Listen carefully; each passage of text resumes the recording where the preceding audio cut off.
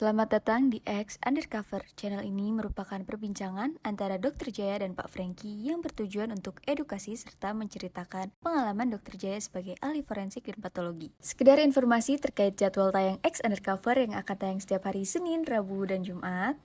Maka dari itu, untuk mendukung channel ini agar selalu memberikan tayangan yang informatif dan edukatif, kalian bisa dukung kami dengan cara like, comment, subscribe, dan share. Dan selamat menonton! Kayaknya Belum lagi, satu lagi Franky.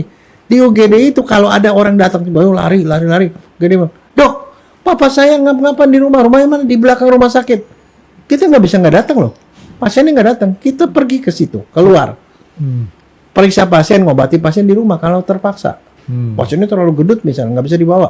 Atau dia terlalu gawat. Nah kalau kondisi kayak gitu, tiba-tiba datang pasien lain. Mati. Rumah sakit salah lah, Franky. Oke dok, ini tadi kita ngobrol masalah saya punya kejadian kemarin nih dok di UGD, ya kan? Kebetulan yang saya datengin rumah sakitnya tadi dokter bilang pelayanannya itu cukup baik dok ya, dan saya alamin, gitu ya. Jadi saya alamin nggak lihat lagi bahwa yang saya kemarin datang tuh dok di sebelah saya tuh boleh dibilang ya dari golongan ekonomi biasa-biasa saja, dilayani ini sama, nggak ada pengaruh, nggak ada itu. Baguslah rumah sakit tersebut. Nah, sekarang dok, kita ngomongin sebenarnya tuh UGD itu di setiap rumah sakit ada nggak sih dok? Nah sekarang pertanyaan nggak gitu, saya balik. Boleh nggak orang bangun rumah sakit tapi nggak pakai UGD? Rumah sehat ya dok? Nah, itu rumahnya waktu zamannya gubernur yang lalu itu. Rumah sakit diganti namanya rumah sehat. Iya. Ya Enggak, kalau menurut kamu logikanya boleh nggak? Saya ini mau bangun rumah sakit tapi nggak mau usah pakai UGD lah. UGD kan soalnya suka banyak ribut tuh di UGD. Poliklinik kali kalau nggak kalau kelasnya nggak ada UGD-nya dok atau IGD? Enggak, tapi masalahnya boleh nggak bangun rumah sakit tanpa UGD? Nggak boleh. Cuma poliklinik doang. Nggak boleh. Judulnya beda. Nggak boleh. Aturan rumah sakit, setiap rumah sakit harus punya UGD, harus punya kamar jenazah, Dan Kalau harus puskesmas nggak perlu dok ya? Misalnya enggak. Kamar jenazah Nggak nggak perlu, IGD nggak perlu. Ya, kenapa? Karena orang datang ke rumah sakit bisa aja dia dalam kondisi gawat darurat. Jadi jangan alasan ini di sini nggak bisa nangani gawat darurat, nggak bisa. Bangun rumah sakit harus itu karena itu pintu masuknya rumah sakit. Oke. Pintu masuknya situ. Tapi pintu masuknya sebenarnya ada dua rumah sakit. Satu poliklinik, satu adalah UGD. Kalau yang poliklinik buat orang yang tidak gawat, kalau ke UGD untuk orang yang gawat. Emergency ini dok ya? Emergency itu disebut gawat darurat. Makanya darurat. Tempatnya disebut IGD. Instalasi gawat darurat. Bahasa Inggrisnya apa dok? Emergency room, Nah, ER. Ada filmnya tuh. Ada. Nah, jadi setiap rumah sakit harus punya itu. Nah, ER. Jadi di pintu masuk rumah sakit tuh ada dua. Satu UGD kalau gawat darurat. Kalau nggak gawat darurat ke poliklinik. Setelah selesai dari poliklinik ataupun di gawat darurat boleh pulang, itu namanya pasien rawat jalan.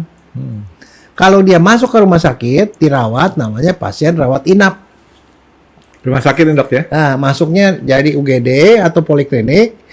Kalau dia pulang namanya pasien rawat jalan. Nah, kalau dia dirawat namanya pasien rawat inap.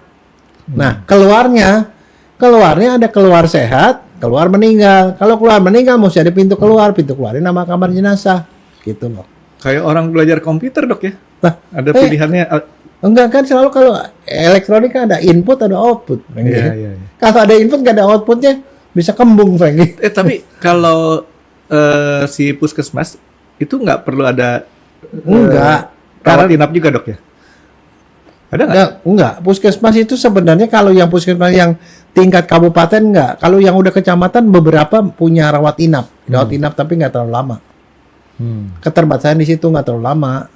Tapi maksudnya setiap masa gitu. Dan satu, Franky, kalau orang di poliklinik dokternya itu ya harus dokter yang memang betul-betul punya jadwal di rumah sakit itu.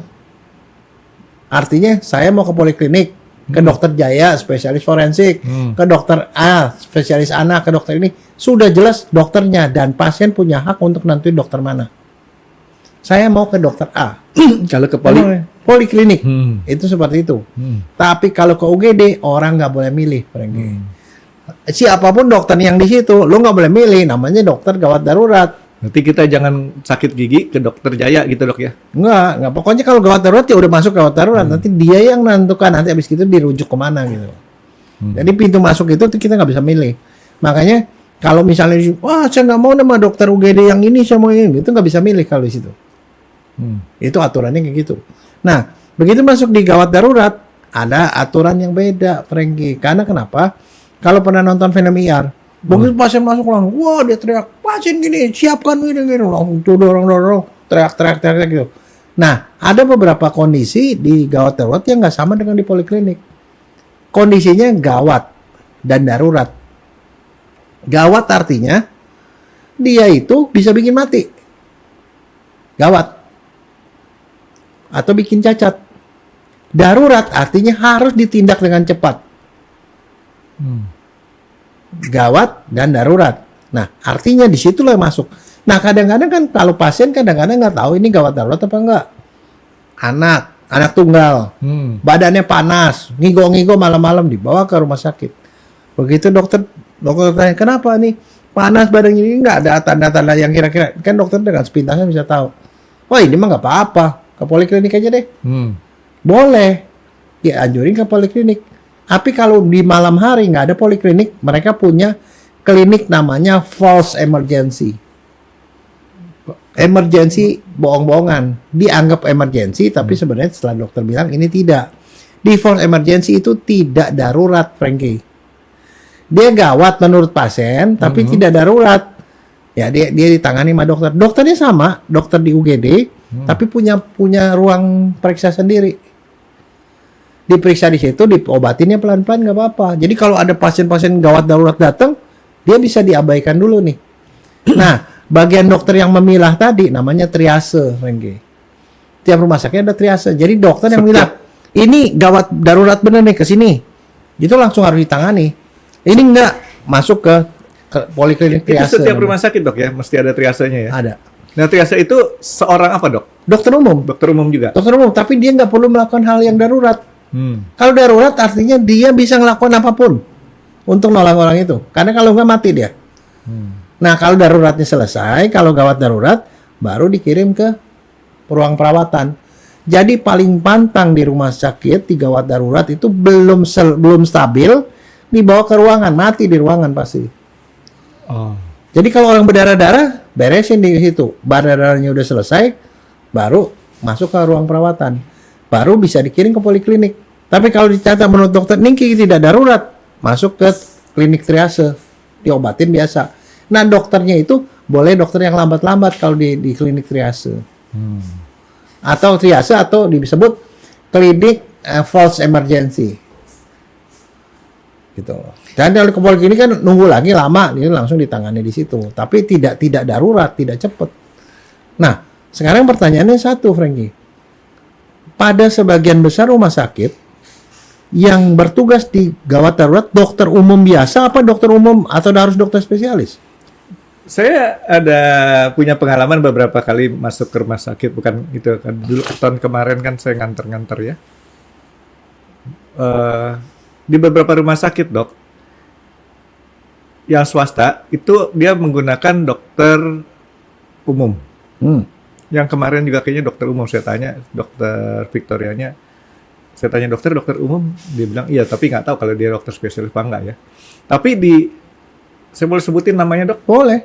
RSCM Kencana, itu saya ketemu dokter jaganya itu, kebetulan setelah saya ngobrol-ngobrol itu adik kelas dok. Cuman beda angkatannya jauh, di SMA Negeri 8 dia. Itu dokter ahli apa ya? SPM. Penyakit dalam apa ya? Ya, penyakit dalam.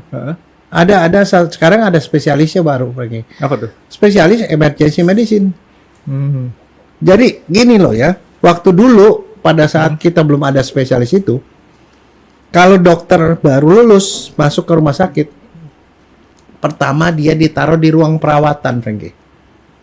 Kenapa? Ruang perawatan itu cuman kontrol tensi, apa, kemudian yang mengeluh panas, gini-gini hubungi dokter spesialis. Tidak perlu dia pintar-pintar banget. Dia belajar untuk ngelola pasien. Situ. Nah, kalau dia udah rada-rada jago sedikit, dia dilempar ke emergency, ke itu ICU. ICU. Di ICU itu dia menjadi pembantu dari dokter spesialis anestesi. Dokter spesialis anestesi itu kan tindakan begini di ICU kan harus tindakan cepat kan? Tapi tindakannya itu terukur dan diawasi sama dokter spesialisnya. Nah, di situ dia belajar kerja lebih cepat. Kalau dia udah jago di situ, biasanya baru dilempar ke emergency. Karena di emergency dia kerja sendiri. Ada orang kakinya berdarah-darah, dia langsung kerjain. Ada orang begini, dia harus begini. Jadi kerjanya dia nggak bisa di emergency. Telepon dokter gitu. Nah, dokter spesialisnya entah di mana tahu, tapi dia harus emergency. Makanya gara-gara seperti itu belakangan muncullah namanya spesialisasi emergency medicine. Sebagian besar rumah sakit isinya adalah dokter umum, tapi dokter umum yang sudah terlatih untuk bertindak cepat. Jadi bedanya dokter umum di tempat lain. Kalau dokter umum di tempat praktek biasa yang datang biasa batuk, pilek, panas, mencret begitu ya. Ya artinya dia santai-santai aja. Tapi kalau udah di emergency dia harus bertindak cepat. Kalau dia nggak bisa bertindak cepat, nggak bisa di situ, nggak bisa. Nah, supaya dilatih, dia belajar dulu di ruang perawatan. Habis di ruang perawatan, baru dia belajar di ICU. Habis itu baru di emergency. Itu yang normal.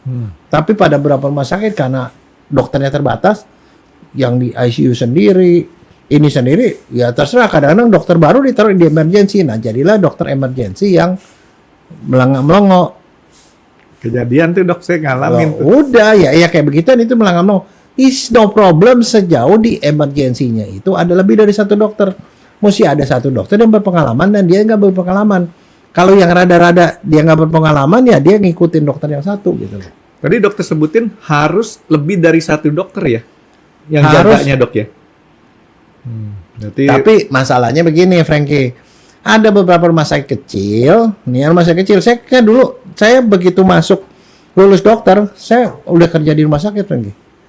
Kerja di rumah sakit. Saya ngalami sendiri pada waktu saya masuk di rumah sakit yang kecil. Yang namanya satu dokter, malam-malam nih, setelah lewat jam kerja ya. Satu dokter tuh megang ruang perawatan, megang ICU, dan megang UGD. Kebayang nggak? Satu dokter. kemarin saya ke rumah sakit yang cukup gede dok, cuma satu. Iya. Nah, sekarang kebayang nggak? Cukup gede itu rumah sakitnya tuh. Nah, kebayang nggak Frankie?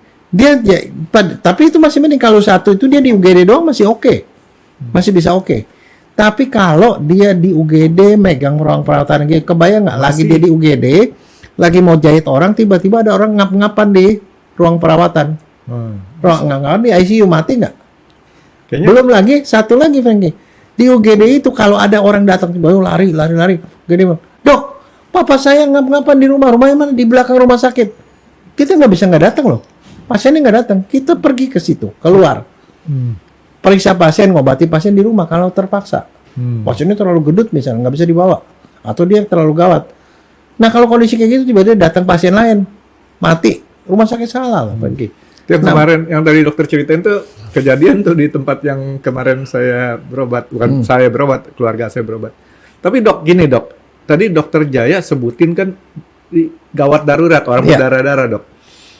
Sementara kalau berdarah-darah itu kan cukup sakit dok ya? Ya, enggak berdarah mungkin nggak Nggak sakit. sakit ya? Belum bisa sakit bisa enggak. Nah, itu kan kalau kita mau lakukan tindakan, apakah nggak perlu dibius dulu dok?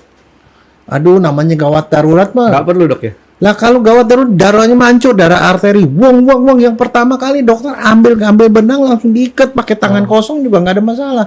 Gitu dok ya? Iyalah, Yang namanya gawat darurat. Gawat darurat itu sebabnya cuma perlu dokter yang urat sarafnya kuat, Frankie. Kalau kamu mah nggak bisa lah.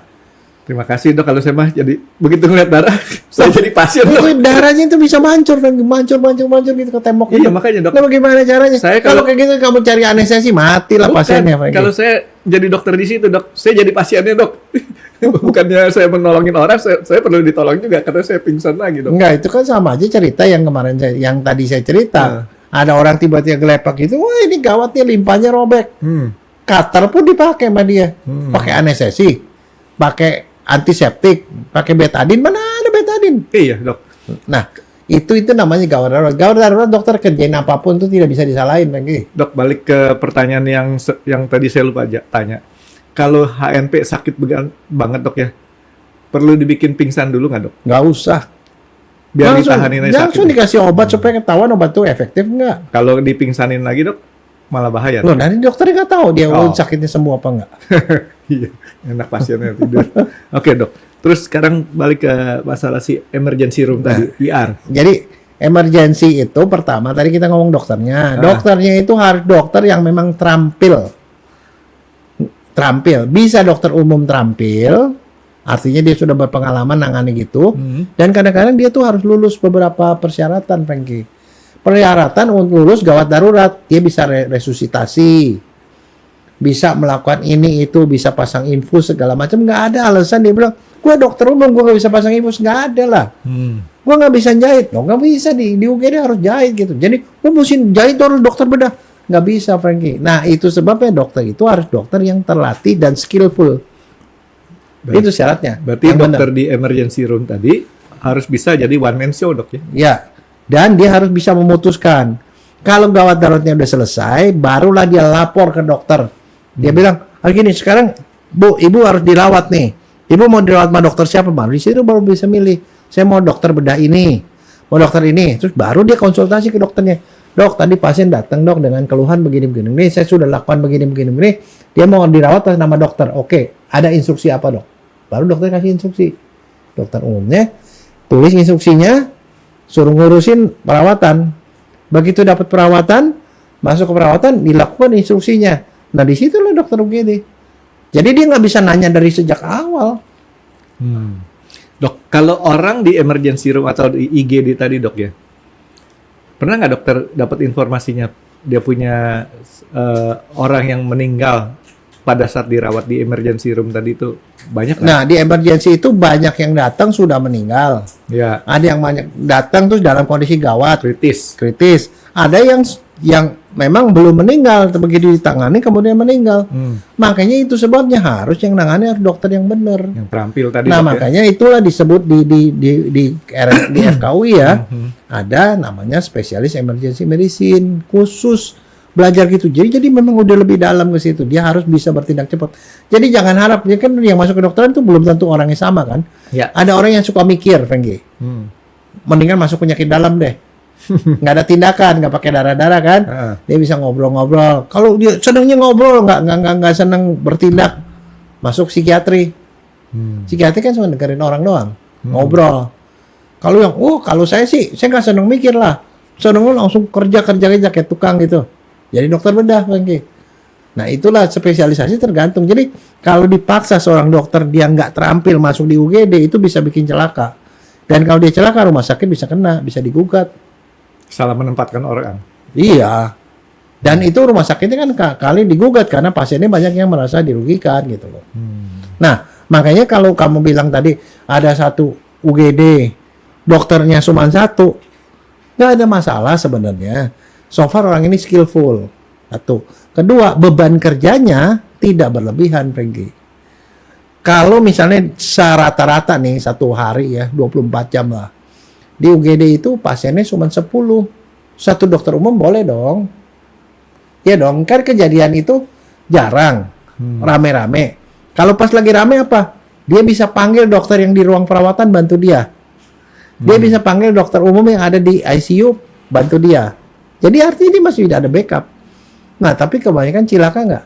Dokternya cuma satu, di UGD doang, dia pegang perawatan dan pegang di ICU. Di ICU ada yang ngap-ngapan, di sini ada yang ke berdarah-darah. Matilah salah satu, Frankie. Dan belum lagi kalau rumah sakit jauh-jauh, kayak di RSCM tuh, dari ujung ke ujung tuh jauhnya setengah mati, Frankie. Bisa nyasar lagi. Capek jalan kakinya dok. Nah, ya itu. Makanya di beberapa rumah sakit kalau di luar negeri mereka pakai sepatu roda, Frankie. Dokter dia pakai sepatu roda. Dokternya bisa Lebih apa? Saya pakai sepatu roda. enggak lah, saya masih jalan, masih bisa jalan. belum umum di sini. Kalau di restoran ada ya. Udah lihat. Ada. Tapi itu yang terus udah gitu di toko elektronik. Elektronik di mall kan ada Atau apa di gitu. itu dok, di apa, airport sekarang yang lebih banyak tuh di airport pakai Atau pakai itu apa namanya yang motor kayak motor gitu. Segway. Ya. Segway. Itu. Enggak, tapi maksud saya itu. Jadi satu, dokternya itu harus dokter yang terlatih.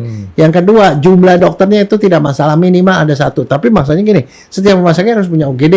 Dan setiap UGD harus ada di dokter minimal satu. Tapi satu atau berapa itu tergantung dari berapa jumlah pasien, beban kerjanya. Terus beban kamar UGD juga nggak ditentukan ya sama pemerintah ya? Tidak. Yang Nah, penting ada. biasanya mereka ada, tapi mereka pokoknya sediakan kamar-kamarnya sesuai dengan kebutuhan lah. Itu IGD sama seperti apa namanya, kamar rawat inap yang kelas 3 kali dok ya? Karena kan Enggak, bukan soal begitu. satu bangsa maksud saya. Ruang perawatan bisa satu bangsa, tapi kalau di UGD kita nggak bisa milih ruang. UGD sama, kita tidak boleh milih dokter, kita tidak bisa milih ruang, dan ruangnya itu namanya rahasia kedokteran di situ. Dan satu pasien sama pasien itu bedanya cuma sampai pakai tirai doang. Tirai. Dan satu, jangan mengharapkan ada rahasia kedokteran di situ, Frankie. Walaupun itu tetap harus kita jaga sebisanya. Ada orang datang dengan berdarah-darah, susah aku teriak, ada perdarahan sini, siapkan ke ruang nomor sekian. Semua orang dengar lah, Frankie. Jadi nggak bisa diharapkan seperti di ruangan. Kalau di ruangan kita teriak-teriak itu, kita bisa dikomplain sama pasien, mau buka rahasia kedokteran. Di situ nggak bisa. Nggak berlaku dok ya? Nggak berlaku, karena di situ memang daerah umum lah. Orang teriak-teriak juga kan. Karena kalau dia nggak teriak, dia ngomong pelan-pelan gitu, susahnya nggak denger lah. Bisa mati orang. Kalau siapkan ini mau dijahit nih, gini-gini. Jahit di meja nomor sekian, kayak gitu-gitu loh. IGD ini 24 jam kan dok? IGD 24 jam. Nggak Jadi boleh stop ya? nggak boleh stop.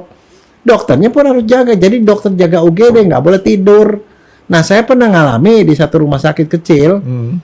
Ya, dokternya cuma satu. Tidur aja kerjanya. Kalau ada orang pasien datang baru dijahit, dia nggak mau jahit, Frankie. Suruh susternya jahit. Ada. Boleh. Lah, Nah itu pertanyaan saya, boleh nggak dok kalau kayak gitu? Si dokternya dalam tanda kutip Ini. kok mengerjakan satu tugasnya kepada ini Frankie. Ya, ini saya mau ngasih tahu. Menurut kamu ya, dokter sama perawat posisinya tinggian mana, Frankie? dokter ya dok? Enggak. Posisinya? Enggak. Perawat itu fakultasnya sama kedokteran. Fakultas perawatan, fakultas kedokteran. Kan 3 tahun ya kalau perawat biasanya dok. Nah, itulah yang kamu nggak update. Sekarang saya mau kasih update ke kamu. Nah, ya gimana dok? Dulu namanya perawat tuh paramedik. Para itu artinya samping-samping. Ya. Saya dokter, kamu pembantu dokter. Paramedik. Makanya pendidikan suster itu adalah D1, D2, D3. D2, D3.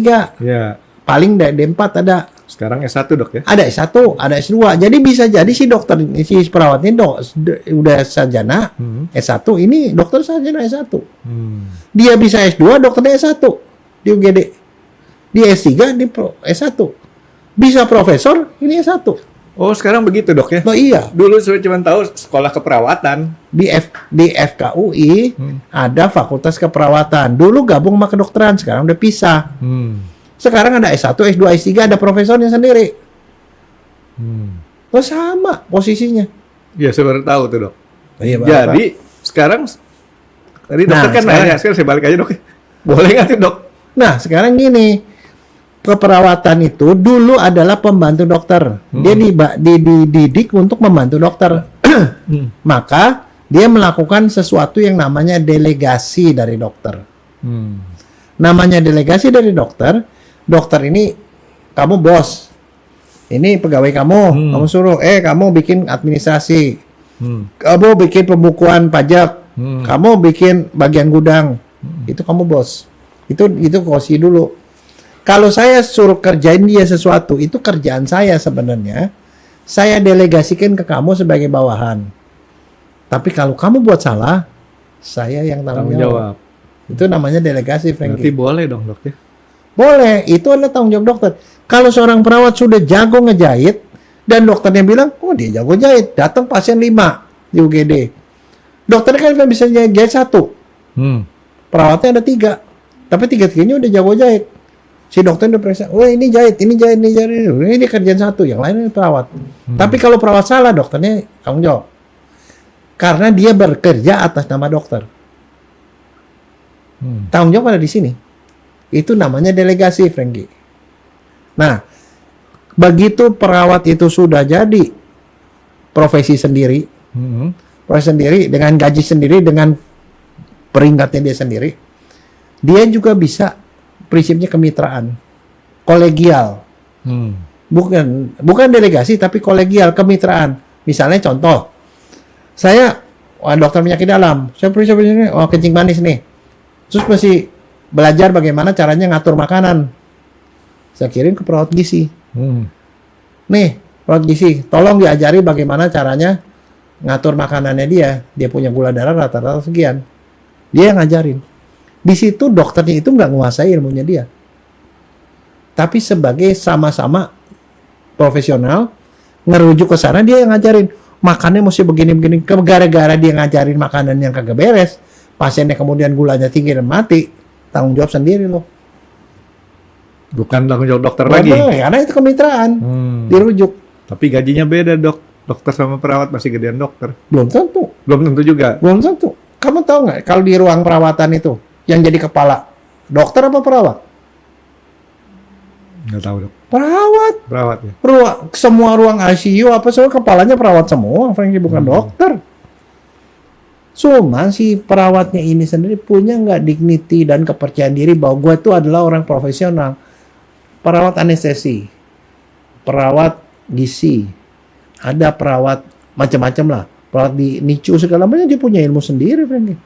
Dan kalau coba di sekali waktu disuntik sama dokter sama disuntik perawat lebih jago nyuntik loh. Tapi yang namanya perawat, beberapa tindakan itu adalah tindakan kedokteran. Dia dikasih delegasi, ada syaratnya, Frankie. Ada syaratnya. Nggak semua dokter boleh ngasih ke perawat kerjaan gitu. Syaratnya satu, itu adalah kerjaan dokter. Dia dikasih ke dia karena dokternya percaya sama dia. Dan si perawat ini harus mampu melakukannya dan mau melakukannya. Gitu. Mau dan mampu. Mau dan mampu. Kalau dia mampu tapi dia nggak mau, nggak bisa. Tapi dokter itu sadar kalau dia buat salah, dokter tanggung jawab. Itu namanya respondeat superior. Tanggung jawab pada atasan. Sama seperti kalau di ABRI kan, tembak, dua gitu. Dia yang suruh nembak, dia yang nembak, yang tanggung jawab di atas. Delegasi. Tapi kalau kemitraan, lo salah, lo tanggung jawab sendiri gitu. Nah, dokter harus bisa memilah. Perawat juga harus bisa memilah. Pada saat ini gue misalnya contoh, suntik antibiotik, itu kewenangan dokter, Frankie. Dokter bilang suntik obat A, terus si perawatnya ya obat A, dia suntiknya mestinya ke intravena, masuk ke otot. Ya. Muskuler, intramuskuler. Dia karena si OON-nya itu, dia pikir ke intravena, dimasukin ke intravena, emboli, mati. Tanggung jawab siapa? Dokter. Dokter. Mestinya dia sudah tahu ini delegasi, jangan sok pinter. Karena itu bukan tanggung jawab dia. Dok, suntiknya ke otot, IM, atau IV, atau ke pembuluh darah. Dokternya bilang IV. Diencerin nggak, Dok? Encerin. Nah, itu mestinya kayak gitu. Dan dokternya juga jangan perintah tanpa kejelasan. Tapi kalau udah tindakan yang sehari-hari, dia bilang rawat luka nih, ini gangren diabetes nih, diabetes udah itu, bersihkan luka diabetes, dia udah tahu, dokter nggak usah cerita karena itu kerjaan dia. Di situ udah bukan delegasi, kemitraan kan. Nah, Dok, ada satu istilah yang sering orang ngomong nih, Dok. Tadi gue dijahit 3 jahitan. Pengertian 3 jahitan itu apa sih, Dok? Kan dokter nih kalau jahit orang hidup ya, beda sama jahit orang. Ikat, satu, ada satu kuncir, gunting, terus ada ikatan, ada kuncir 2 gitu kan. 1, 2. Nah, itu setiap kali itu namanya satu jahitan. Satu jahitan itu berapa rupiah, Frankie? Itu loh masalahnya. Itu jaraknya 1 senti, Dok? Atau kurang dari 1 senti? Tergantung kamu mau yang halus, bagus apa yang enggak. Kalau yang halus sama dokter bedah plastik, jaraknya bisa 0,2 senti. Nanti hasilnya nggak kelihatan. Tapi kalau mau yang kasar 1 senti, nanti kelihatan bendul gitu loh. Yang orang kalau ada luka garis, ada palang itu yang jahit kasar. Nah, kasar apa enggak tergantung dari benangnya, tergantung dari jarumnya. Makin gede jarumnya, makin gede benangnya, ya makin kasar. makin murah harganya. Berarti Frankie. ngejahit itu sama juga kayak bikin daging rolade lah dok ya? Ya, Ngejahitnya gitu ya? sama aja kamu bikin baju di tempat yang mahal sama di butik kan beda lah, Frankie. Alusnya beda, Frankie. Benangnya pun mahal. Kalau yang halus gitu, benangnya mahal, Frankie. Dan kalau yang halus itu kan jadi lama kan. Misalnya lu kasih gini, ini dijahit bisa 1 jam.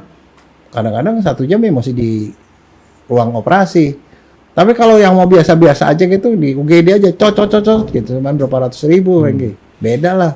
Nah, oke dok. Nah sekarang kalau si IGD atau UGD sih dok? Ada 2, ada IGD instalasi kamar jenazah, instalasi gawat darurat, ada UGD unit gawat darurat, tergantung rumah sakit, terminologi mereka sama aja. Tapi sama aja isinya dok ya. Ini sama. Nah, kan rumah sakit itu kan nggak selalu melulu cuman punya stetoskop sama tensimeter dok. Peralatan apa yang harusnya ada di UGD? Semua yang gawat darurat, Semua. EKG harus ada. Buat listrik tuh ada, yang buat defibrilator tuh gua ngelistrik itu ada, infuset harus ada. Jadi waktu rumah sakit bikin UGD, bikin rumah sakit kan ada di UGD ada apa aja itu waktu sebelum dikasih izin rumah sakit ini ada udah di ada checklistnya, Frankie. Jadi pokoknya nggak boleh ada orang masuk ke darurat begitu mau dilakukan tindakan kagak ada alatnya atau nggak ada obatnya, salah. Dokter praktek aja juga ada persyaratan, dokter praktek tuh harus ada gawat daruratnya, obat ini harus ada conteng gitu loh. Ada ininya. Jadi unit paling mahal tuh dok ya, selain Paling mahal perlu dokter yang ahli, tindakan cepat. Dan satu lagi, orang paling emosi itu ada di situ, Frankie. Emosi itu ada 2 di UGD, sama 1 di tempat kamar jenazah. Oh, oke. Kamar jenazah orang komplain, di sini orang juga komplain. Kenapa? Kenapa gue ditangani lama banget? Kenapa gue datang duluan, dia dulu ditangani? Belum lagi ada satu lagi, Frankie. Saya ini pengacara ya. Awas kalau sampai kenapa-napa, nanti saya gugat katanya. Itu di UGD, Tapi Frankie. pernah nggak dok ada pengacara ngomong gini? Saya ini pengacara ya. Nanti kalau saya mati saya gugat. Nggak ada. Nggak ada dok. Nah, tapi satu lagi, Frankie, ada satu lagi. Oh, saya kan orang di UGD, saya praktek lama. Datang, saya ini anggota DPR katanya. Awas kalau gugat begini, saya ngajari juga ke teman-teman dokter UGD. Kalau ada orang gitu gampang ngomongnya pelan. Oh, jadi maksud Bapak apa? Gini-gini saya begini, saya awas ya kalau gini-gini. Pak, saya ajari mereka jawab gini. Pak, mohon maaf, Pak. Kami ini dokter ini akan kerja dengan tenang kalau suasana tenang. Kalau Bapak begitu, Bapak nggak percaya. Kalau nggak percaya, ini nggak bakal sembuh, Pak. Mendingan Bapak pilih rumah sakit lain. Dia ngomong gitu. Nah, itu diperbolehkan dok, kita bicara seperti itu. Loh, dia yang cari gara-gara. Lu dia yang mau minta tolong, kenapa dia lebih galak dari kita? Nah, tadi kan kondisinya si pasien tersebut dalam tanda kutip cari gara-gara dok ya. Nah, sekarang pasien dalam keadaan darurat, gawat darurat, tidak bisa bicara karena kondisinya ketabrak parah nih dok. Ya. Boleh nggak ditolak sama IGD? Nah, itu dia makanya kita bicarakan ini, Frankie. Saya mau ngasih tahu, secara hukum, orang hukum juga tahu, hukum kesehatan di seluruh dunia mengatur yang namanya kondisi gawat darurat, pasien datang harus ditolong. Terlepas dari rumah sakit itu punya fasilitas atau enggak. Kalau ada satu rumah sakit kecil, dia datang dengan kasus juga ketabrak, gegar otak. Gegar otak. Otaknya memburai ini. Keluar otaknya. Dia nggak bisa nolak pasien tuh. Gara-gara, di sini nggak ada dokter bedah saraf. Bisa masuk penjara itu dokternya. Jadi orang gawat darurat tidak boleh ditolak. Nggak boleh tuh dok. Nggak boleh ditolak. Satu. Yang kedua, kalau dia datang gitu, aturan rumah sakit itu otomatis tidak berlaku apa. Minta uang muka, Frankie. Itu ada di undang-undang. Undang-undang praktek kedokteran mengatakan pada kondisi gawat darurat, setiap dokter harus melakukan tindakan gawat darurat. Berarti Gawat darurat itu kalau dilakukan itu tidak boleh minta uang muka. Berarti 2 hal ini dok yang paling penting orang mesti tahu nih dok. Ya. Artinya siapapun datang ke IGD nggak boleh ditolak kecuali orang tersebut istilahnya tidak percaya sama rumah sakit tersebut. Kalau gawat darurat tetap harus ditangani Oh, dulu. Oke. Nah kedua, gawat darurat tidak boleh meminta Uang muka. administrasi atau uang muka. Jadi tugas setiap dokter tangani gawat daruratnya. Setelah selesai baru dikasih tahu, Pak, di sini kepalanya ini pecah, harus dioperasi segala macam. Tapi misalnya dia shock harus infus kan, infus harus. Terus ada perdarahan di stop, perdarahan di stop. Nah setelah perdarahan di stop, apa? Dia kawatnya udah selesai nih, orangnya udah stabil nih. Pak, di sini tidak ada dokter bedah saraf. Kami pindahin ya ke rumah sakit lain. Rumah sakit mana? Nah rumah sakit sini yang awal harus telepon ke rumah sakit itu atau keluarga telepon, cari di sana ada ruang nggak. Harus itu yang harus dilakukan.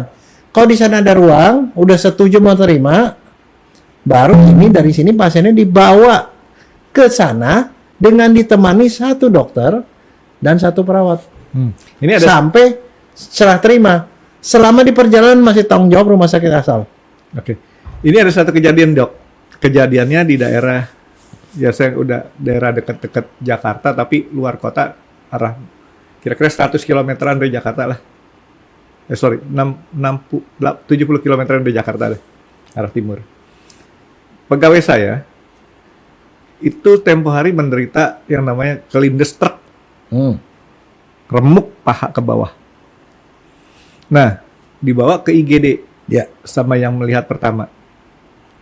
Kedua, oleh rumah sakit tersebut ditolak dengan alasan tidak mempunyai kecukupan keterampilan. Jadi dilempar ke rumah sakit lain. Akhirnya, Dok, meninggal deh, kehabisan. Enggak, yang mesti dilakukan adalah saya nggak mau tahu situasinya gimana. Pada waktu itu masih perdarahan nggak? Kalau masih perdarahan, Masih. perdarahannya di stop, Masih. diikat di stop, dipasang infus, kondisinya sudah stabil, dianterin sampai ke rumah sakit yang ada fasilitasnya. Oh, oke. Itulah yang harus Itu yang dilakukan. harus itu. Saya nggak terlalu Jadi pasti. kalau sampai itu nggak dilakukan, ditolak hanya gara-gara nggak ada fasilitas, dokternya bisa digugat. Saya kasih tahu aja. Saya nggak tahu pasti sudah dilakukan apa, tapi jawabannya temporary seperti itu. Tapi yang jelas pada waktu saya melayat, itu masih rembes. Gitu kan, artinya mungkin masih ada perdarahan ya. Iya. Yang kayak begituan, even ya kalau misalnya kondisinya udah remek gitu, berdarah-darah, udah diikat segala macam gitu, harus diamputasi segera. Diamputasi itu di UGD, diamputasi kalau terus kemudian dia bilang nggak punya duit atau apalah, pokoknya dia komplain karena kok diamputasi tanpa izin keluarga. Nah ada satu lagi Franky kalau gitu nih. Untuk kondisi gawat darurat, dokter melakukan pertolongan life saving, menolong jiwa, dokter nggak bisa dihukum. Nah, Artinya dia potong kaki orang gara-gara kakinya itu resiko. adalah resikonya dokter. Nah. Tapi dokter nggak bisa digugat gara-gara itu. Kenapa nggak pakai informed consent? Informed consent tidak berlaku pada kondisi gawat darurat, Franky. Tapi Dok, kalau tadi kejadian seperti tadi, misalnya dilempar tanpa dilakukan suatu pertolongan, Salah. hukumnya apa tuh, Dok? Ancamannya? Ada pasalnya. Ada pasalnya. Dok? Pasalnya. Jadi tidak menolong orang gawat darurat. Ada pasalnya dengan hukuman sekian. Ada. Ada. Ya. Itu jelas-jelas dinyatakan gitu. Jadi nggak bisa sembarangan begitu. Makanya itu ini adalah pembahasan yang khusus. Makanya kalau seorang dokter, nah sekarang saya mau cerita nih, Franky. Ini cerita beneran nih. Dokter karena nggak nguasai ilmu hukum juga itu jadi masalah. Ada orang ketabrak di Bekasi. Ternyata lagi hamil. Hamil 8 bulan. Ketabrak. Dia koma. Ibunya masih hidup. 8 bulan nih, Dok ya. Anaknya masih hidup tapi koma. Dibawa dari Bekasi ke Jakarta. Dibawa ke RSCM. Waktu di RSCM, ibunya meninggal. Anaknya masih hidup. Sampai ke UGD. Terus waktu di UGD, nah ini masalahnya dokter kadang-kadang suka diajari hukum, tapi nggak masuk di kepalanya. Gitu. Wah, harus dioperasi nih, bayinya harus dikeluarkan segera. Karena kalau nggak dikeluarkan, bayinya bisa mati. Iya dong. Ya. Karena ibunya udah mati, nggak dapat darah kan. Itu bisa berapa lama sih, Dok, bayi bertahan kalau ibunya meninggal gitu, Dok? Sama aja kayak kita kelelep itu nggak bisa napas 10 menit maksimal. Oh, oke. Setelah 10 menit otaknya rusak lagi. Oh, iya. Terus dia nggak ada keluarganya, nggak ada keluarganya. Siapin kamar operasi, panggil dokter bedah obstet, dokter kandungan, siapin dokter, siapin kamar operasi segala macam. Ini kondisi ibunya meninggal nih, Dok ya? Iya, itu terus cari keluarganya supaya dapat info consent. Kan ibunya kan udah meninggal kan. Tunggu selesai, setengah jam kemudian baru ibunya dibuka perutnya. Bayinya keluar masih hidup, Franky. Masih hidup. Masih hidup, tapi otaknya udah rusak, Franky. Brain damage, kerusakan otak karena lebih dari 10 menit nggak dapat oksigen. Itu bisa dibetulin tuh dok? Nggak bisa. Kalau udah rusak, akhirnya kemudian bayinya meninggal. Konferensi kematian, kan kalau di rumah saya kalau udah kayak gini ada konferensi kematian. Dipanggil-panggil, undang orang semua. Jadi dokter forensik saya sebagai dosen kan diundang untuk ngasih pandangan. Dia ngomong gini, maka beralasan. Pokoknya kenapa? Karena kita nggak berani tindakan. Karena kalau kita melakukan tindakan tanpa inform konsen keluarga, kita bisa dihukum. Ya memang ada. Nggak melakukan inform konsen salah kan? Ada undang-undangnya. Begini. Semuanya saya ngerasa udah betul. Terakhir biasa dokter forensik paling akhir tuh. Bagaimana pendapat dokter? Saya langsung ngomong. Saya bilang dokternya salah. Dokternya salah. Kenapa? Pasal sekian Undang-Undang Praktek Kedokteran itu mengatakan bahwa kalau dalam kondisi gawat darurat, inform consent itu tidak perlu. Dokter tidak bisa digugat kalau melakukan inform consent. Justru dia bisa digugat karena tidak melakukan tindakan yang seharusnya dilakukan. Kalau saya jadi dokternya UGD itu, begitu lihat ibunya udah mati, anaknya hidup, di situ tidak ada barang lain kecuali ada cutter. Saya nggak perlu kamar operasi, saya tidak perlu dokter kandungan yang dipanggilnya juga berapa lama kemudian. Saya langsung buka aja keluarin, selamatkan bayi. Karena Pasien safety. 8 bulan itu kondisinya aman untuk hidup. Untuk hidup, dan dia itu nggak bisa tahan lebih lama lagi kan. Langsung keluarkan, kemungkinan dia masih selamat. Bahwa bayi ini jadi nggak selamat, ibunya nggak selamat sih memang karena kecelakaan. Tapi bayinya ini nggak selamat karena orang terlalu prosedural. Dan dia tidak ngerti hukum. Kalau ini sampai ketahuan, saya bilang, sama keluarga bisa gugat rumah sakit loh. Kenapa tidak bertindak sesuai dengan undang-undang? Emergency itu undang-undangnya mengatakan itu. Di seluruh dunia juga sama, Franky. Dan dokternya nggak bisa diprotes. Kenapa kamu potong pakai cutter? Kenapa potongnya nggak pakai anestesi? Kenapa dipotongnya nggak pakai betadine, nggak pakai apa? Dia langsung dibuka aja, dibuka pakai cutter, dibuka langsung dikeluarin bayinya. Itu lebih penting daripada cuman sekedar memenuhi persyaratan administrasi. Mereka baru kaget. Gitu ya? Iya ada pasalnya, saya bilang. Nah itu. Berarti mudah-mudahan nih dok, sekarang dokter nggak ragu lagi nih ngadepin emergency dok. Tapi kembali lagi itu kan buat dokternya sendiri pasti dia diadili habis gitu, Franky. Diadili sama rumah sakit, komite medik pasti. Kenapa lu lakukan itu? Iya dong. Tapi sejauh dia bisa tunjukkan ini ada pasal. Jadi in case misalnya ada seorang dia datang ke UGD, kondisinya gawat darurat, kalau dipersiapkan lama sekali, dokter itu boleh melakukan apapun dan dia tidak perlu nunggu inform consent. Tidak perlu. Jadi bisa diabaikan kan dok, inform consent. Dokternya dimaafkan. Oke dok. Nah sekarang kalau si dokter-dokter yang di mana emergency atau IGD tadi dok, kan itu kan ada 2 tadi dok. Yang saya pernah ketemu, satu yang dokter umum, satu lagi dokter spesialis nih dok. Nah ini kalau misalkan terjadi hal-hal yang di luar daripada kemampuannya dia nih dok. Tapi kalau selama emergency tetap emergency yang tetap dia ya? punya kewenangan. Makanya orang kan di emergency itu dikasih kewenangan. Sama juga orang namanya di ICU dikasih kewenangan terbatas. Tapi dokter ICU itu harus mendatangkan dokter spesialisnya datang. Tapi kalau dokter di UGD nggak mesti menghadirkan. Dia tangani gawat daruratnya habis begitu misalnya ternyata perlu nih dipasang selang buat napas. Itu kan dokter anestesi. Panggil dokter anestesi, dia datang belakangan. Tapi yang lain-lain tuh dia udah kerjain duluan. Jadi gitu loh. Makanya orang mesti kebayang apa kadang-kadang kalau kayak gitu kita nggak bisa duga. Datang langsung 10 orang. Ya nggak bisa bilang, wah orangnya banyak sih, nggak bisa lah. Lo di emergency lo mesti cepet. Lo mesti bilang, ini yang harus saya tangani dulu. Jadi di emergency itu tidak ada aturan first come, first out. Nggak ada, Franky. Yang paling gawat ditangani lebih dulu. Jadi misalnya kamu datang dengan kondisi begini, yang ini datang berdarah-darah, ya ini saya duluin walaupun kamu tuh datang lebih dulu. Dan orang nggak boleh protes, Franky. Nah ini dok, saya mau tanya soal dokter Jaya. Ada nggak sih dok urutannya dok yang harus didahulukan tuh yang seperti apa penyakitnya dok? Enggak, dokternya harus menilai. Dan Oke. dia di situ justru dia diajari yang mana lebih gawat, yang mana harus ditangani dulu. Itu ilmunya dia justru di situ. Jadi artinya dia punya diskresi sendiri, Dok. Iya, dan dia tuh nggak bisa disalahkan. Franky. Jadi misalkan datanglah seseorang nih, Dok, dengan berdarah-darah. Tapi dilihat darah-darahnya ini tidak fatal gitu, Dok ya. Sementara datang lagi seorang dengan stroke. Stroke kan 6 jam, Dok. Dia punya golden periodnya kata dokter ya.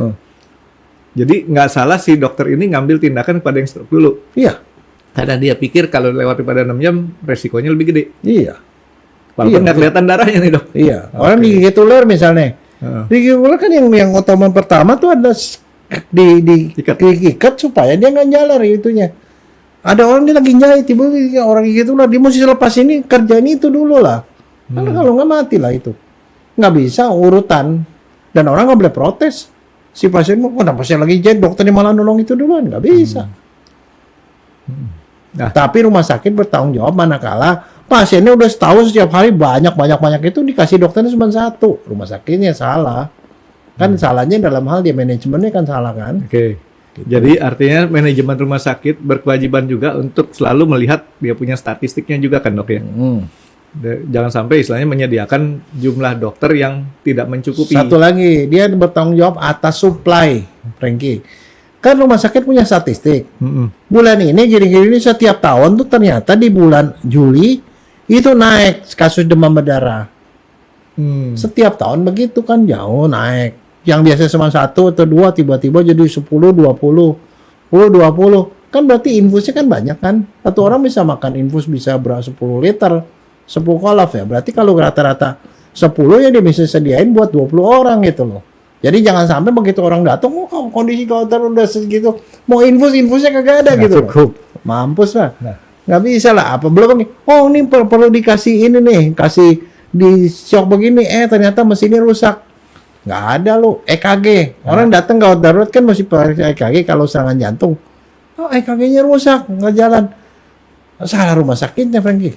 Di Bukan dokternya. pengalaman kemarin itu rumah sakit itu yang begitu tuh, Dok, yang saya akhirnya kurang gitu suka. Nah, cuman kan tadi Dokter Jaya kita bicara di tempat kondisi-kondisi yang ideal nih, Dok.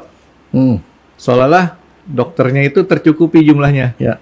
Sekarang kan kita udah tahu sama-sama tahu nih, Dok. Dokter Jaya pernah ngomong distribusinya yang problem kan dokter ini, Dok. Kita ambil satu tempat di mana di tempat tersebut kondisinya atau bukan kondisi. Jadi jumlah dokter yang ada praktek di situ kurang. Ada diminati. Ya. Bagaimana dengan si punya IGD-nya tadi, Dok? IGD-nya. Heeh. Ya ada beberapa IGD cuma perawat doang. Mereka lakukanlah sejauh yang mereka tahu sebisanya. Artinya boleh dimungkinkan kalau misalkan memang tidak ada dokter yang cukup jumlahnya. Bukan dimungkinkan, ya itu kenyataan di daerah, kenyataan. Bukan dibolehkan, Franky. Lain loh. Kalau dibolehkan emang boleh gitu. Nggak boleh. Nggak boleh. Sebenarnya nggak boleh. Jadi jangan rumah sakit lah, mendingan bikin puskesmas. Puskesmas nggak usah ada UGD kan, gitu loh. Oh, jadi bikin rumah sakit itu sama seperti persyaratan hotel kan, Dok ya? Iya. Hotel bintang 1, 2, 3 sampai 5. Kalau sampai 5 itu harus ada misalkan kolam renangnya, ada macam-macam. Ya itu ada persyaratannya kan, makanya rumah sakit ada tipenya, tipe 1, tipe 2, tipe A, tipe B, tipe C gitu loh. Nah yang tipenya beda ya requirement-nya beda. Kalau yang tipe C misalnya harus ada minimal ini gitu, mesti dipenuhi dong. Itu ke inian minimal. Kalau nggak ada dokternya bukan rumah sakit namanya. Puskesmas masih boleh. Cuma ada perawat doang. Oh, oke. Nah, tadi dokter sebutin kan IGD itu harus dalam sebuah rumah sakit, Dok ya. Kalau pelayanan kesehatan gigi, Dok, harus nggak, Dok, dalam Nggak. sebuah rumah sakit? Nggak perlu. Bisa ada bisa enggak. Makanya that's why saya waktu di sekolah kedokteran dulu harus menjalani intensif atau koskap di bagian gigi mulut. Di RSCM bagian gigi mulut. Saya belajar lah di situ kalau orang sakit gigi, kalau perlu dicabut nih, kalau nggak sakit banget kan diajari nyabut. Jadi dia harus lakukan juga karena tidak ada rotan akan pembayari. Karena pada waktu itu dokter gigi itu jarang yang sampai ke daerah-daerah. Di daerah kalau orang sakit gigi kan nggak bisa diapa-apain kecuali dicabut. Ya kita dikasih lah kewenangan untuk melakukan itu gitu loh. Kalau di daerah mencabut aja dok ya. Cabut lah, udah nggak usah ngapa-ngapain. Jadi dokter kayak dokter Dewi nggak perlu. Iya, saya kebayang kalau di daerah itu tempat-tempat yang jauh-jauh dari keramaian, dia punya kursi dokter giginya aja tuh. Nggak usah Susah, pakai kursi dokter gigi, liatin gitu. Oh, liatin giginya bolong, gede banget. Cabut ya, cepet, cabut. Nah kalau di Jakarta mana boleh kita begitu, kita cabut kita diomelin sama dokter gigi. Dokter gigi umum aja nggak boleh nyabut gigi belakang loh. Harus dokter bedah mulut, spesialis bedah mulut. Ya, jadi makin lama sih makin ke kota besar ya karena ada ahlinya ya kita nggak boleh sembarangan. Tapi orang tahu nggak kalau nyabut gigi belakang berapa duit tuh kalau dokter gigi ke bedah mulut? Kan beda kan? Kalau di puskesmas yang nyabut dokter gigi, dokter umum lah. Nyabut gigi belakang dok itu larang dok. Larang, dilarang. Larang dok. Masa Jawa itu larang dok maksud saya tadi. Enggak, tapi di UGD karena dia kok kondisinya khususnya begini ya Frankie. Apa yang dibilang gawat sama keluarga belum tentu gawat menurut dokter. Apa yang dibilang nggak gawat menurut keluarga belum tentu nggak gawat menurut dokter. Nah kayaknya itu yang sering kali orang jadi berantem di UGD. Contoh, saya ini lagi jalan nih, pulang kerja nih. Saya sih mau, oh kayaknya badan gue kagak enak nih. Mampir dulu ke UGD rumah sakit, mampir. Di EKG, ternyata saya serangan jantung, Frankie. Kan saya kagak tahu apa-apa. Ya. Tanya tuh, kata dokter nih, nggak boleh pulang. Langsung harus dirawat. Telepon istri, suruh bawa baju. Terus saya bilang, saya nggak apa-apa kok dari berangkat dari pagi. Tadi nggak ada kenapa-napa. Tadi juga nggak kenapa. Kesini cuma iseng doang. Saya nggak nganggap gawat, tapi buat dokter itu gawat. Karena 6 jam lo nggak ditangani, lo mati. Ya. Nah, di situ keluarga bisa ngeyel, Frankie. Nah, kalau ngeyel dia bilang, enggak, saya mau pulang aja. Istri saya lagi nggak ada di rumah, saya mau pulang aja. Kata dokter, lo pulang, lo mati di rumah. Nggak mau pulangnya. Itu harus tanda tangan surat, Frankie. Surat pulang paksa namanya. Dengan ini saya sudah diberitahu dokter bahwa resikonya adalah kondisi gawat. Saya memaksa diri untuk pulang. Segala resiko yang terjadi kalau saya setelah pulang ditanggung sama saya sendiri. Tidak akan mempersalahkan dokter ataupun rumah sakit. Taken. Jadi kalau disuruh neken gitu jangan marah. Artinya dokternya tuh sudah wanti-wanti nih. Ini bahaya nih menurut kedokteran. Tapi kamu nggak bahaya. Kan bisa berantem kan. Kalau dia tiba-tiba sampai ke rumah terus kemudian meninggal, keluarga bisa jadi salahin dokter. Nah, satu. Yang kedua adalah menurut keluarga ini gawat. Tapi menurut dokter kagak. Anak pertama biasanya sehat-sehat, tiba-tiba nih panas nih. Panas 38. Gawat nih, anak tunggal kan, anak mas. Udah lama nggak punya anak, tau cuma ini satu-satunya Anak gitu. mahal dok itu dok. Mahal. Datang ke UGD, anak saya gawat nih begini, ditangani. Waktu lagi ditangani tiba-tiba ada orang yang serangan jantung. Dokternya nangani itu dulu. Nangani itu dia marah dong. Anak gua gawat darurat, kenapa kagak ditangani? Menurut dia gawat, menurut dokter kagak. Menurut dokter ya ini membatuk pilek biasa gitu loh. Mestinya ditangani di poliklinik fast emergency gitu kan. Nah itu juga membuat keluarga marah. Kadang-kadang ada pasien datang kondisi begini, dokter jahit. Yang penting nih, hancur nih kakinya. Ada perdarahan. Dokter ikat perdarahannya udah selesai. Tapi kan masih otel-otel tuh. Dokter nggak kerjain lebih lanjut karena selanjutnya kerjaan dokter ortopedi kan. Dia hubungi dokter ortopedi, dia ngatakan nih, marah-marah keluarganya. Kenapa saya didiamin nih di sini nih? Di UGD nih sekian lama. Loh, padahal sebenarnya tugas dokternya udah selesai karena perdarahannya udah di stop. Gawat daruratnya udah selesai gitu loh. Urusan sana. Kalau dokter dilanjutin, dia salah. Karena dia udah masuk ke bidang orang gitu loh. Dok, satu lagi yang di otak saya terus ngeganjel itu. Jangan diganjelin. Kalau nggak diganjelin jalan deh dok, turun. Gini dok, kan sekarang tuh banyak sekali istilahnya ambulans dok. Ambulans. Itu menjadi suatu kewajiban nggak sih IGD itu harus punya ambulans? Harus. Nah sekarang kalau tadi kan saya bilang, salah satu kondisi adalah dia datang ke situ, kemudian rumah sakitnya tidak punya fasilitas dokter spesialis itu. Ya. Setelah selesai kan dia harus dikirim ke rumah sakit lain. Masa dikirim pakai bajai, Frankie? Pakai Grab? Kan nggak bisa. Dia harus dibawa oleh rumah sakit itu dengan ambulan rumah sakit itu ke rumah sakit lain, serah terima, setelah serah terima baru tanggung jawab di sebelah sana. Jadi ambulans ini adalah bagian daripada kelengkapan IGD, Dok. Iya. Begitu. Nah, Tanpa ambulans nggak bisa dan nggak bisa. Nah itu persyaratan waktu bikin rumah sakit harus ada ambulan, harus ada gini, ya gitu. Dan salah satu kewajiban juga kalau rumah sakit ada ambulan segala macam. In case ada pertandingan bola di situ, itu bisa jadi dia dikasih kewajiban tuh untuk jaga-jaga tuh, jaga-jaga kalau emergency dibawa ke rumah sakit gitu loh. Kewajiban, kewajiban sosial satu rumah sakit yang ada di dekat lokasi.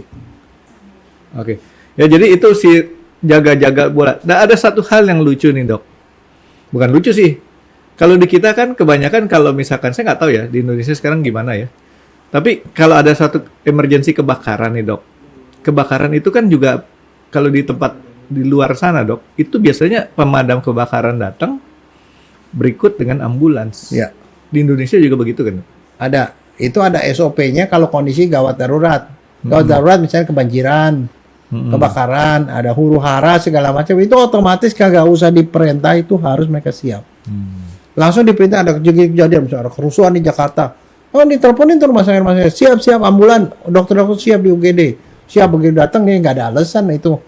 Mereka bilang, wah kita udah lagi nggak ada orang. Dia bisa mobilisasi orang. Pada waktu itu saya aja nih ya di RSCM nih. Begitu kerusuhan Mei, yang mati kan ratusan orang. Benar tuh, Dok, ratusan orang. Lah, saya nangani lebih dari 300 orang pada waktu itu. Yang meninggal. Nah, itu orang udah banyak kita ditelepon-teleponin semua. Pas balik ke kantor semua. Nggak pulang-pulang, Frankie. 3 minggu nggak pulang. Periksa. 300 jenazah. Ya. Nah, belum lagi dokter yang lain disiapin di UGD. Karena yang luka-luka juga yang nggak sampai mati kan ada, banyak. Jadi itu ya, otomatis itu termasuk kewajiban rumah sakit. Dan kalau kondisi gitu, ada SOP-nya sendiri mereka. Jadi rumah sakit juga udah siapin SOP kalau kondisi emergency kayak gini gitu. Oke, jadi nggak sesederhana itu IGD, Dok ya? Ya, dan itu karena itu banyak penyimpangan hukum diatur dalam Undang-Undang Praktek Kedokteran dan Undang-Undang Kesehatan, diatur bahwa di UGD tidak perlu inform konsen, bahwa di UGD itu kita tidak boleh minta uang muka, bahwa di UGD nggak boleh nolak pasien, semua pasien harus ditangani, selesai ditangani barulah pasien punya hak untuk mau kemana gitu loh. Dan dokternya nggak bisa dihukum, dia lakukan apapun di situ. Berarti ada satu hak, ada satu kewajiban dan dilindungi juga oleh hak, Dok ya? Oleh hukum. Jadi dokter gak usah terlalu takut lah, kalau memang itu memang harus dilakukan, lakukan aja lah. Karena kita juga punya kewajiban, jadi tidak menolong orang yang seharusnya kita bisa tolong, padahal dan kita bisa nolong itu salah secara hukum.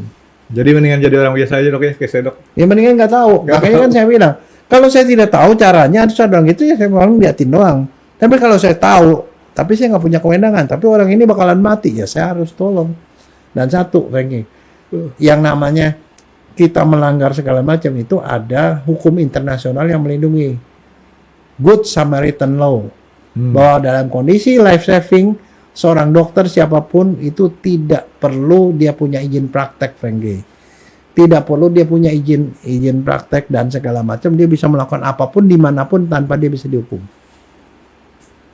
Itu yang bagusnya, Dok, dari Good Samaritan Law. Ya mudah-mudahan nih, Dok, kita ke depannya bisa punya rumah sakit, Dok, yang punya rumah sakit yang sesuai dengan pengalaman saya kemarin. Melayani tanpa diminta administrasinya dulu, sesuai dengan dokter tadi omongan, dan bisa lihat dulu yang emergensi yang mana, itu yang ditangani duluan. Oke, ada lagi, Dok? Oke. Terima kasih sudah menonton X Undercover. Jangan lupa like, comment, dan subscribe. Dan ditunggu ya video-video kami selanjutnya. Nah, buat kalian, jika ada pertanyaan untuk Dr. Jaya, boleh banget komen di bawah. See you guys!